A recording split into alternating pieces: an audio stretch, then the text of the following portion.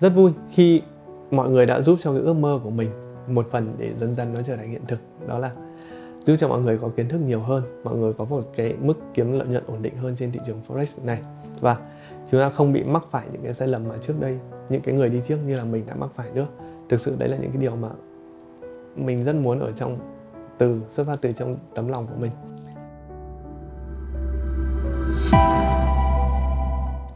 Chào mừng mọi người quay trở lại kênh Em Forex, mình là Minh.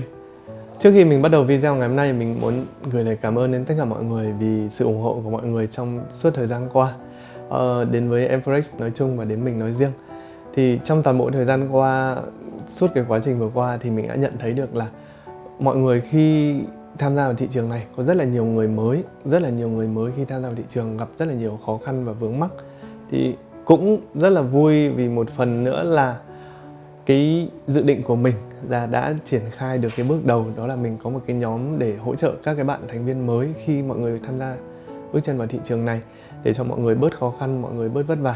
Thì ở trong đó chúng mình đã làm được những cái gì, đó là mình có gửi tín hiệu cho mọi người, nhưng nó sẽ không phải cách gửi tín hiệu theo cách truyền thống, mà tức là chỉ là một cách thụ động, tức là mình chỉ gửi tín hiệu và mọi người nhận tín hiệu, mọi người vào lệnh. Nhưng mà không, ở trong cái kênh của mình, cái nhóm tạm thời của mình, cái nhóm kín ở thời điểm hiện tại là mình có gửi tín hiệu cho mọi người, nhưng mà kèm vào đấy mình có phân tích cho mọi người là tại sao mình ra được cái tín hiệu đó, và khi mà chúng ta gặp những cái tín hiệu đó thì chúng ta nên làm gì, và chúng ta vào lệnh với khối lượng bao nhiêu, và chúng ta sẽ xử lý với những cái tín hiệu đó. Khi mà chúng ta đã vào lệnh rồi thì chúng ta nên nâng stop loss như thế nào, và chúng ta nên kiểm soát như thế nào đối với cái lệnh đó. Đây là tất cả những cái gì mà bước 1 mình đã làm. Trong tất cả những cái tương lai rất là gần về sau, trong cái nhóm đó mình sẽ triển khai những cái nội dung nó mới hơn và nó sẽ hỗ trợ cho mọi người rất là nhiều. Ví dụ như là mình sẽ dự định mình sẽ làm những cái livestream để chia sẻ kinh nghiệm của mình, và mình sẽ training cho mọi người những cái kiến thức, những cái mà kỹ năng cần thiết khi mọi người bước chân tham gia vào thị trường này. Cái hai nữa là sẽ có những cái buổi offline sắp tới để cho mọi người có thể là thay vì mọi người chỉ học hỏi được một chiều từ những cái kinh nghiệm của mình thôi, thì mọi người có thể học hỏi kinh nghiệm từ những người khác, từ những người đã chiến thắng trong thị trường này, những cái bạn khác, và thậm chí từ những cái thua của những người khác, để chúng ta đều rút ra một cái cơ hội. Thì đây là một cái ý tưởng của mình rất là lâu rồi, mà đến thời điểm hiện tại mình mới bắt đầu, mình đã dần dần mình làm được từ những cái bước nhỏ. Thì như mọi người có thể thấy ở đây là gì, chúng ta đều đã có một cái kênh ở đây. Và như mọi người thấy, tất cả những cái tín hiệu ở đây khi mà mình đưa cho mọi người là nó đều có đầy đủ cái thông tin điểm mua, điểm bán, rồi stop loss ở đâu. Và trong cái nhóm mà chat hỗ trợ cho mọi người là mình đều có chỉ ra cho mọi người là tại sao mình chọn ra được những cái signal như thế, để mọi người có một cái sự chủ động nhất định, chứ không phải là một cái việc mọi người thụ động, mọi người chỉ nhìn cái signal thôi thì không phải, mà mọi người sẽ có cái nhìn mọi người tổng quan hơn là về thị trường nó sẽ chạy như thế nào, và tại sao mình có thể đưa ra được những cái signal như thế. Đó là những cái mục tiêu rất là tối cao, cái mục tiêu cuối cùng ấy mà mình hướng đến là như thế. Mình không muốn mọi người phải thụ động một tí nào, và chúng ta đều muốn chia sẻ kiến thức cho mọi người, để kể cả sau này dù cho mọi người có không phải phụ thuộc vào Em Forex nói riêng, hoặc là phụ thuộc vào những kênh tín hiệu khác nói chung, mọi người có thể tự động ra lệnh, mọi người tự động vào lệnh, tự động chốt lời, tự động chốt lỗ. Đó, đây là tất cả những cái gì mà mình muốn làm, mình muốn truyền đạt cho mọi người, muốn truyền đạt cho cộng đồng. Đó, tất cả những cái gì mình muốn làm đều là như thế. Và một lần nữa mình cảm ơn mọi người đã ủng hộ mình trong suốt những cái thời gian qua, và đã dành cho mình một sự tin tưởng rất là lớn trong thời gian qua.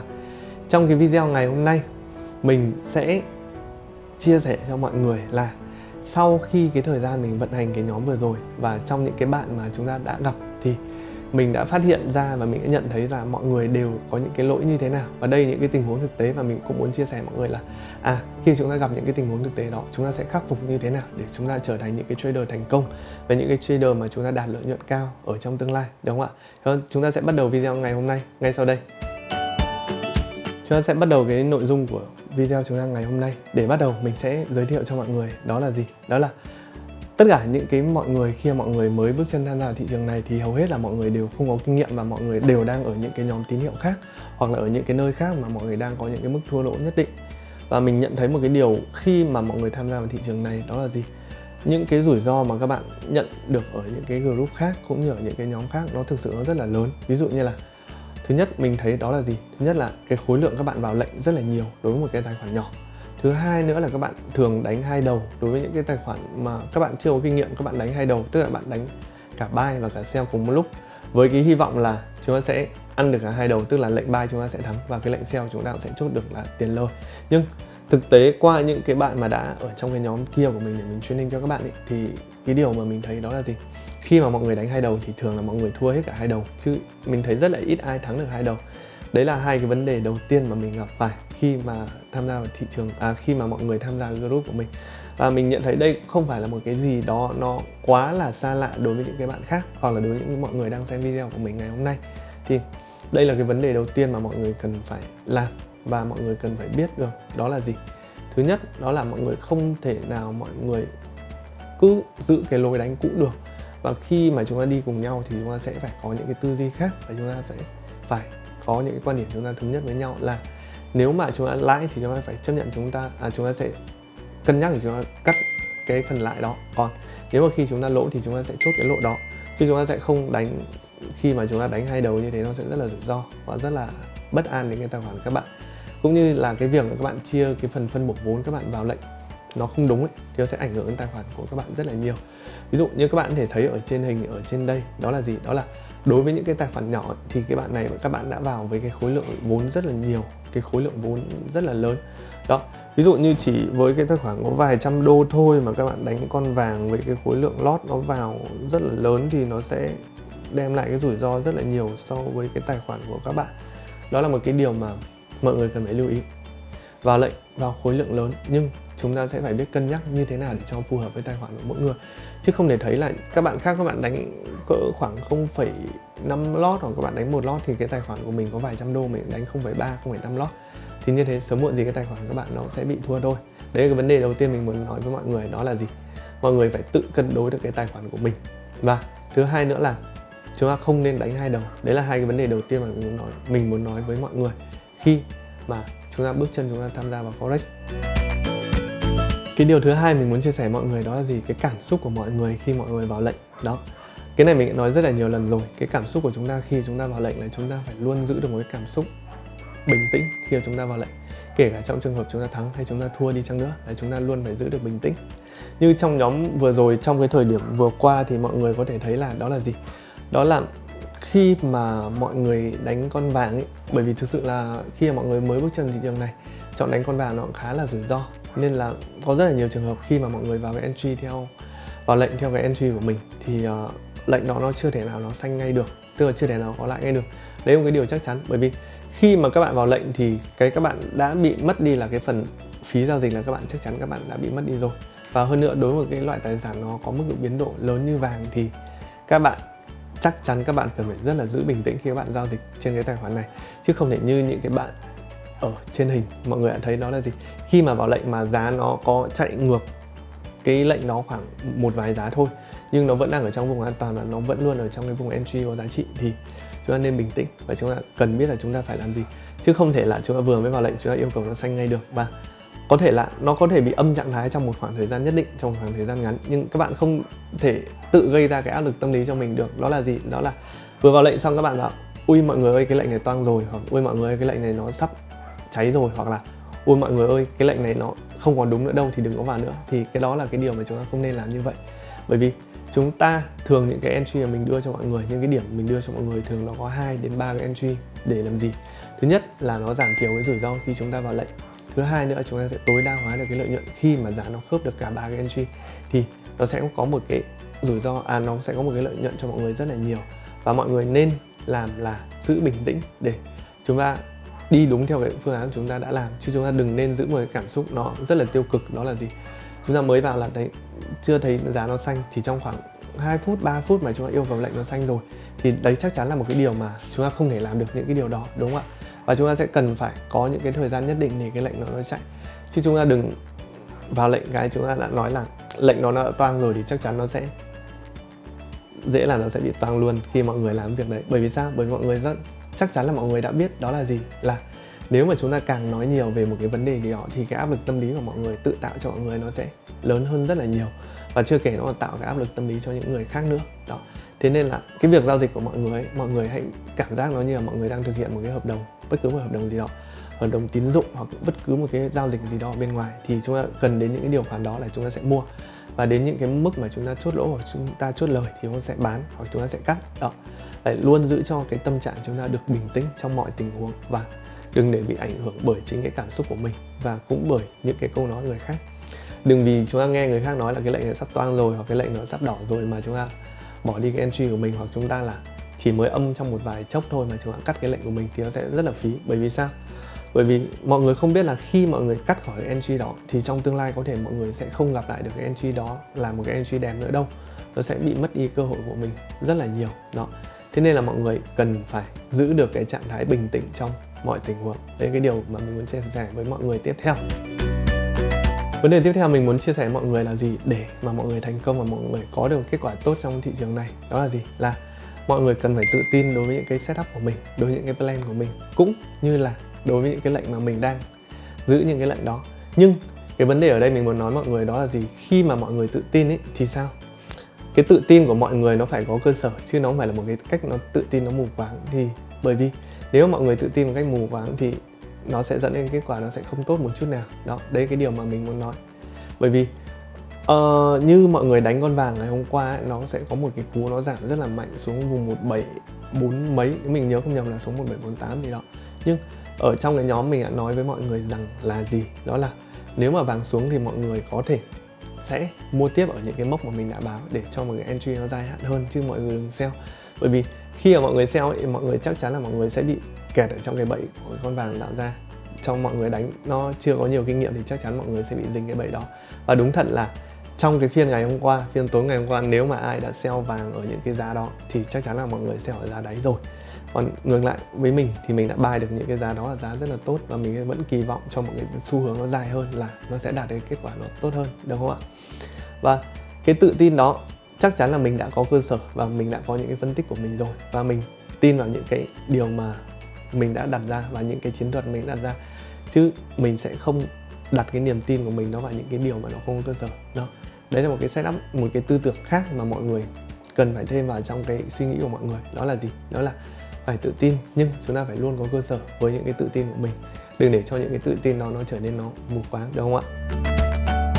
Một vấn đề nữa mình muốn chia sẻ cho với mọi người đó là gì? Là để mà chúng ta thành công được trên thị trường này, chúng ta cần phải có hai cái điều nữa mà mình muốn nói sau đây. Thứ nhất là gì?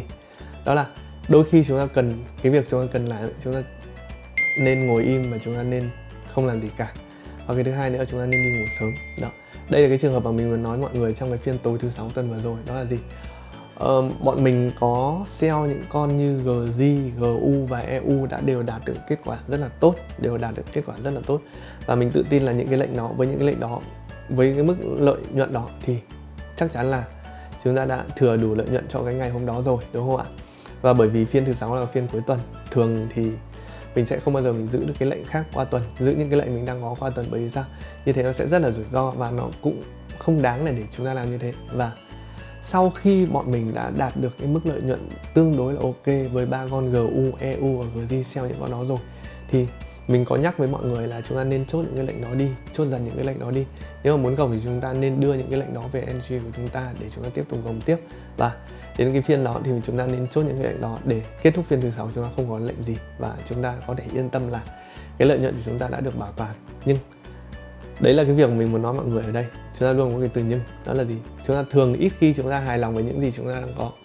Ví dụ chúng ta lãi được khoảng 50 đô, 70 đô, chúng ta muốn lãi thành 200 đô, 300 đô thì đấy là cái điều thực sự là không nên. Và đôi lúc cái việc chúng ta cần làm là chúng ta cần ngồi im. Ngồi im để làm gì? Thứ nhất là chúng ta ngồi im để chúng ta có một cái entry đẹp để chúng ta vào lệnh, chờ đợi chúng ta vào lệnh. Và thứ hai nữa, chúng ta ngồi im là sao? Khi mà chúng ta đủ cái mức lợi nhuận của chúng ta ở trong ngày rồi thì chúng ta nên ngồi im để chúng ta bảo toàn cái mức lợi nhuận đó.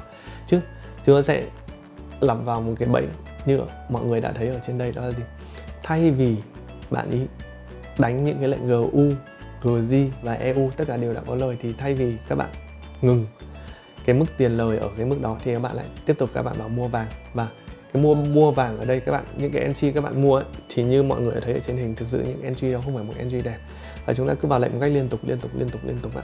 Thì đến cuối phiên ngày hôm đó thì khi mà giá nó giảm xuống thì thay vì có lợi như những người khác, người ta chia ra mua những cái điểm đẹp hơn, là những cái vùng kháng cự và những vùng hỗ trợ mạnh hơn, thì bạn đó đã bị cháy mất tài khoản.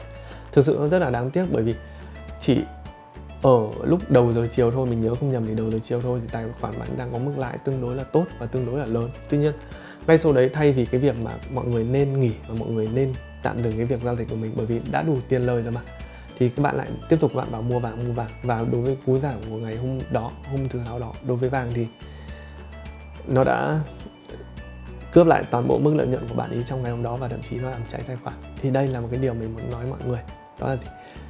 Đôi lúc chúng ta cần phải không làm gì, và cái việc tốt nhất ở một vài thời điểm đó là không làm gì và đừng làm gì cả. Cái việc này nó lại liên quan đến cái lời khuyên tiếp theo cái lời khuyên tiếp theo của mình là gì?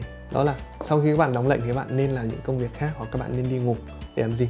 Để chúng ta luôn có một cái sức khỏe tốt và một cái tinh thần tốt để chúng ta tiếp tục chúng ta vào lệnh và tiếp tục chúng ta giao dịch. Nhất là đối với những cái phiên như phiên thứ Sáu là cái phiên cuối tuần.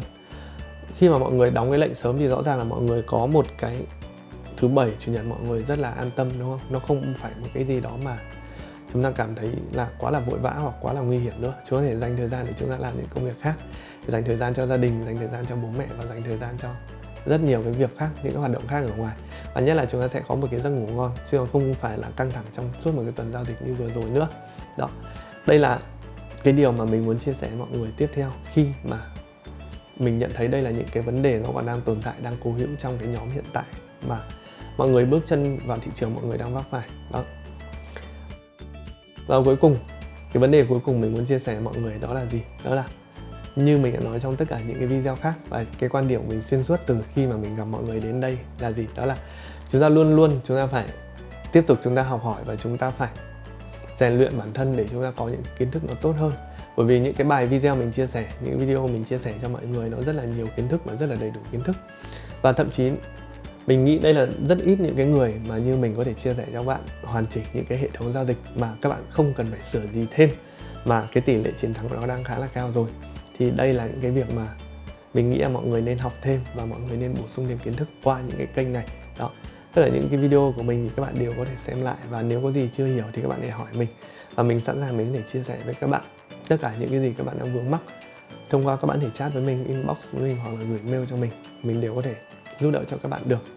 Và hy vọng tất cả những cái nội dung ngày hôm nay mình đã giúp cho mọi người biết được là trong cái thị trường này mọi người cần phải làm những điều gì để mọi người có thể trở thành một cái trader thành công trong thị trường này, đúng không ạ? Và rất vui khi mọi người đã giúp cho cái ước mơ của mình một phần để dần dần nó trở thành hiện thực, đó là giúp cho mọi người có kiến thức nhiều hơn, mọi người có một cái mức kiếm lợi nhuận ổn định hơn trên thị trường Forex này, và chúng ta không bị mắc phải những cái sai lầm mà trước đây những cái người đi trước như là mình đã mắc phải nữa. Thực sự đấy là những cái điều mà mình rất muốn ở trong xuất phát từ trong tấm lòng của mình. Cảm ơn mọi người đã xem và theo dõi video của mình ngày hôm nay. Hẹn gặp lại mọi người trong những video lần sau. Xin chào.